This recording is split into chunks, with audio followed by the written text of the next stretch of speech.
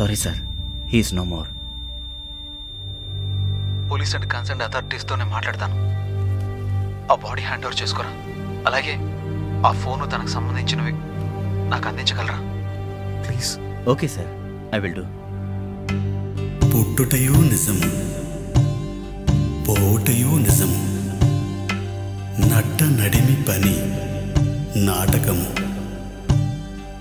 నానాటి బ్రతుకు నాటకమే.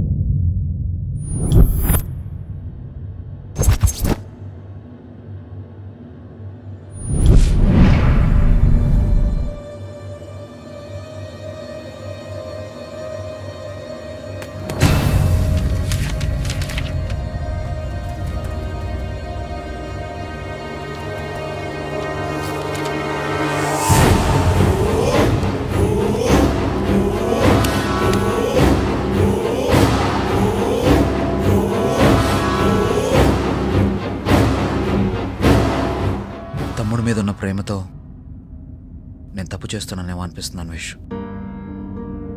నిజం చెప్పేస్తా. ఇప్పుడు వాళ్ళకి కావాల్సింది నిజం కాదు, ఒక అందమైన జీవితం. నా ఫ్రెండ్ గురించి నీకంటే నాకే బాగా తెలుసు. నీకు తెలియని విషయం ఇంకొకటి చెప్తున్నాను. వాడికి కూడా మీకులాగే ట్విన్స్. ఏంటి? ఓ పాప అనన్యతో పాటే పుట్టి పురిట్లోనే పోయింది. ఆ విషయం అభికి తెలిస్తే ఏమైపోతుందోనని ఆ విషయం ఎవ్వరికీ తెలియనిలేదు. అలాంటిది ఇప్పుడు వాడే లేడని తెలిస్తే తను బతకలేదు. అందుకే వాడి డైరీలో వాళ్ళు లేకున్నా నువ్వు ఉన్నావని రాసుకున్నాడు. అఖిల్ కోరిక నిజం అవ్వాలంటే ఈ నిజాన్ని అందమైన అబద్ధంగానే మిగిలిపోని.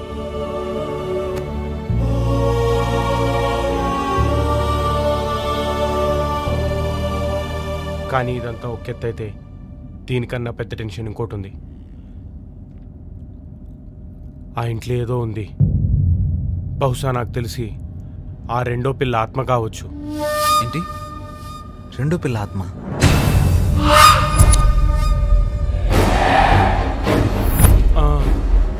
అది మంచికో చెడుకో నాకు తెలియదు, కానీ మీరు మాత్రం కొంచెం జాగ్రత్తగా ఉండండి కార్తిక్. బండి బండి.